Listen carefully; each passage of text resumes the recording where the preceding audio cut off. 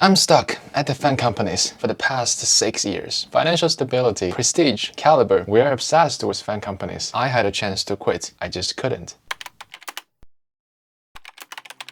By 2022, roughly 33 million Americans have quit their jobs in a great resignation. I get it. People try out new lifestyles and new jobs. I had a chance to quit 2 years ago. I got offers from smaller companies, but I couldn't turn my eyes away from the FAANG companies. I just couldn't. In case you are coming or leaving these tech giants, I wish my story is relatable. However, why do engineers quit FAANG companies? Even entry-level software engineer make that much, probably more. Aren't the FAANG companies the best in tech? They're still the best indeed. I am a software engineer. I spent the past 8 years navigating through these FAANG companies. Before I got in, I was one of the swarm of people who failed countless times. So I appreciate what I have today. To those people who quit FAANG companies, it seems such a lightweighted decision nowadays to just give up what I considered the golden path for software engineers. Or they just don't care as much as I do.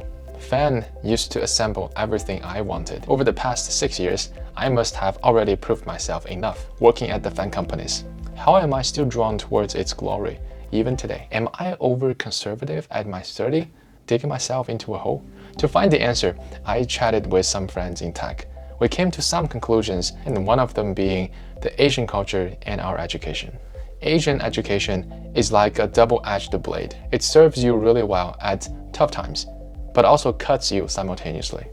First of all, grind, never complain. We are taught to be humble, always embrace what's available and make the best out of it. Complaining is an image of weakness. Before I was in the FAANG companies, even in my first mediocre job, my family encouraged me to just stay. The bottom line is, you're not supposed to complain at all. My parents' generation went through tougher times.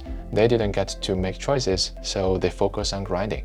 This equation worked well for them, so it's passed on to us. Years before I even know what I was doing. I didn't get to choose if I like literature over science.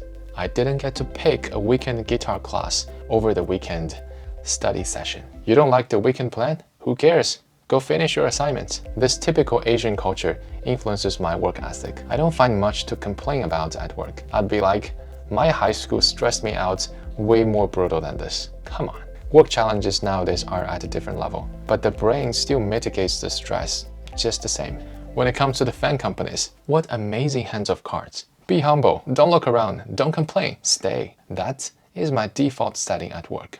Asian families set their kids on a golden path. In your eyes, there is perhaps only this one path to success. It's awfully scary to go off-road. The Asian family is harsh to their kids in this way. You think you're good? You are not. You can see others better? You're not good at math. You have to spend extra time. You are not good enough to slow down. If you slow down, you're sliding backwards, so don't. If you can't make it to the top 5 in your class, don't even think about going out on the weekends or buying a guitar. How does this affect me? Even today, I find it really uncomfortable to tell myself, okay, now you can settle, calm down, and enjoy life. No.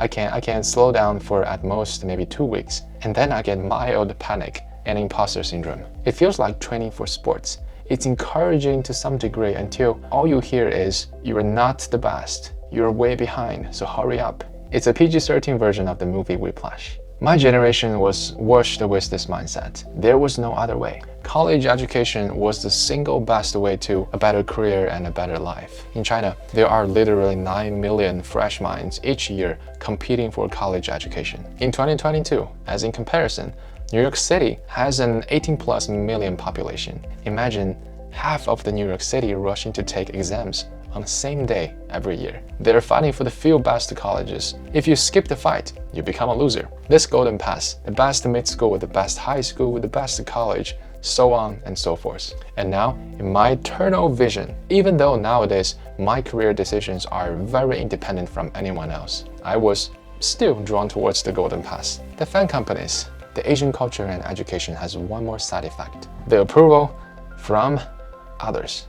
It can be addicting. Here's how and why it happened. Tracing back to the school years, if you happen to become one of the best, let's say the top 5 students in the class, sure, you get some moments of joy, but your family and teachers will swing a hammer towards your face. There are others better. Why aren't you the top 5 of the school? Your excitement is replaced, washed out with fast beating hearts and a rush of adrenaline. Wait, am I not good enough? Who is better and how can I beat them? Deeply, you know, this exact harsh comment is the approval. You get critical feedback when you're winning? Even if you're good this time, you're not the best yet, so get over it, move on. In a very strange way, they actually acknowledge your success by trash talking to you. It's so twisty. The approval comes out very harsh, and it traps you back into the next round of competition. It's a feedback loop. You win, others approve you, and they criticize you at the same time, and you are pumped to compete once again. This feedback loop is addicting. The problem with that is you end up favoring others' approval over your own fulfillment. What others think the best is the best for you. It's kind of not healthy, to be honest. This is the typical Asian culture I grew up with. They whiplashed you and they hijacked your ego. What's worse is, if the approval comes from an, let's say, academic-related context, or if the subject is science or engineering, well, think about it. The prestige is X times better than just making a decent income. When it comes to working at the FAANG companies, this level of prestige and caliber is way over the roof. Everyone in the industry knows about these top tech companies, right? And the majority of people don't even have the chance to get in. It's like a worldwide contest where so many smart engineers compete. It's the ultimate approval from others towards a young Asian professional in engineering. By default, I was culturally wired to weigh such approvals over pretty much everything else. Asian culture doesn't really guide kids towards their passion or creativity. It's all about following the golden path. I personally have some friends, young Asian professionals, who don't really find passion in their careers. Ouch. I was lucky. The first week in the US, I was picking a major. That's perhaps one of the most critical decisions and the most typical Asian culture guided decision that I ever made. Knowing it's hard, knowing the language barrier, having a minimum background in computer science, but it's validating and it leads to great prestige.